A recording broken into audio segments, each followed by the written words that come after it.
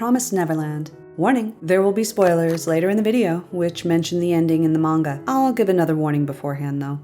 I decided to give this anime a try after seeing it pop up on Netflix. It starts out okay, but after a big reveal at the end of episode 1, which sets up a reason to escape their orphanage, the pacing is terrible. Season 1 is 12 episodes long. They don't actually attempt an escape until the last episode. This means that the majority of the time, the viewer gets to spend the 4.5-hour first season watching preteens idiotically discuss their escape plans in the open. Episode 1 sets up why the children want to escape their orphanage, and it's okay. It's a little slow, but the reveal at the end sets up an interesting, high-stakes premise. But unfortunately, the ending also sets up stupidity. The kids escape from a menacing supernatural threat despite the fact that they're surrounded in an echoing tunnel and there's only one exit. It's obvious that the leader of their orphanage doesn't take these kids as seriously as she should, which explains a lot of why their behavior doesn't get them quickly killed. However, watching kids try and fail at subtlety over and over again is lame to witness. What makes it worse is that these kids are also built up as being unique, special geniuses. The difference between what's told and what's shown is awkward. The second episode continues down Stupidity Road. It's pretty much just kids whispering in the open for 20 minutes. Then at the end of the episode, it's announced that the orphanage leader has welcomed an assistant. The third episode shows that this assistant is unstable. She likes to dance around with a baby doll and seems off. In context, this seemed like a weird tone shift given that the children were panicked about their survival and things were being shown rather seriously. And by the way, there's also more whispering and blotting out in the open, which is supposed to be dramatic. I began to get very annoyed at this point.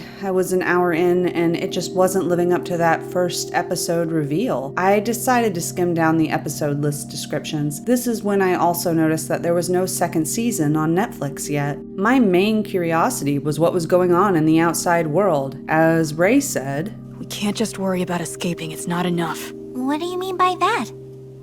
We don't know what's waiting outside beyond this wall."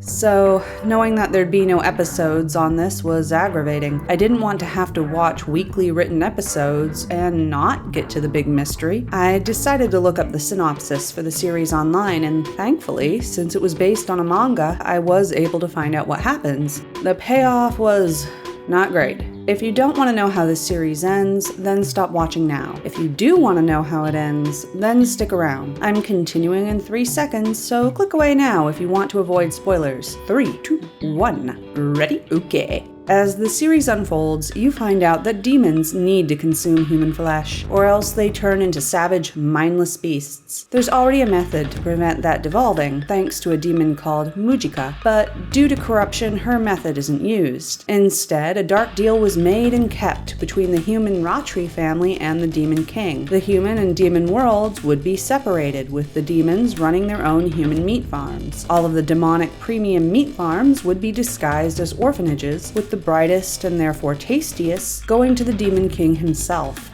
The rest of those children would go to high-ranking demons. Meanwhile, factory farms would mass-produce kids for the lower demons. At the time the story starts, this deal, called the Promise, has been in effect for 1,000 years. But it ends due to an 11-year-old spunky girl. Emma escapes, meets the king, and he says that he'll end all of this child murder if she's cool with letting him eat just her cherished memories of her family. She agrees, loses only those memories, is released safely, reunited with family members she loved, and for her minor sacrifice of 11 years of memories, which are probably spotty by the way, her memory's not perfect, 1,000 years of large-scale child murder by demons is ended too. This seemed like an incredibly weakly written, anticlimactic solution to the problem. Keep in mind that he also ate children from premium farms, just like Emma was beforehand. Her farm alone would have produced 6,000 kids, of which she was one. None of these children consented to anything. She doesn't seem terribly unique for an 11-year-old either. So why is Emma so special and deserving when thousands of other children weren't? Why would evil act better when faced with the pure heart of a child after eating eating who knows how many children's hearts beforehand. And by the way, the body count for the kids was really, really high. That 6,000 was just her farm. The premium farms killed a child once every 2 months, and there were several of these premium farms. But there were also hundreds of factory farms which churned out many more children as demon food. Think of all those farms and now multiply their output by 1,000 years and you begin to realize just how high the body pile of children goes. It seemed like somewhere in that massive body pile there would have been an equally nice kid that loved their family. Knowing this, the Demon King's reaction to Emma seems very, very inappropriate and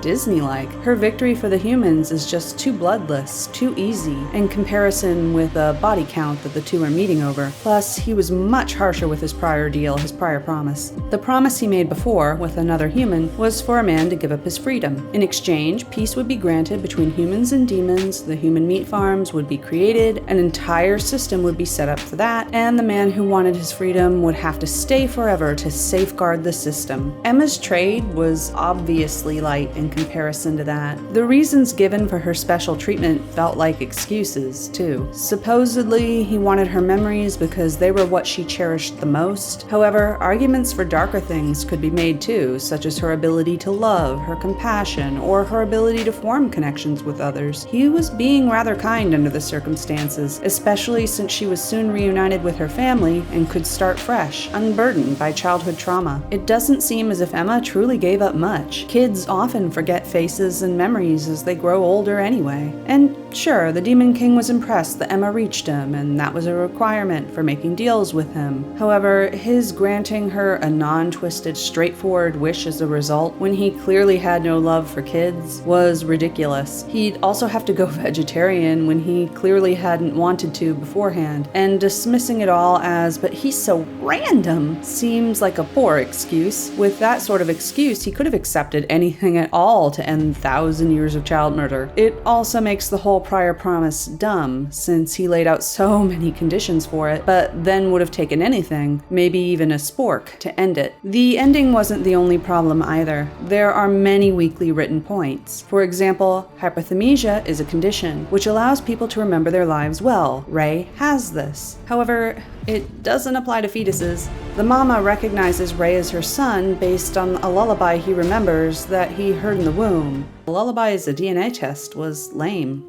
All in all, given the show's slow pacing, disjointed tone, weak writing, and a lame payoff for the ending, I don't recommend this anime. It had a unique idea, but the execution was poor.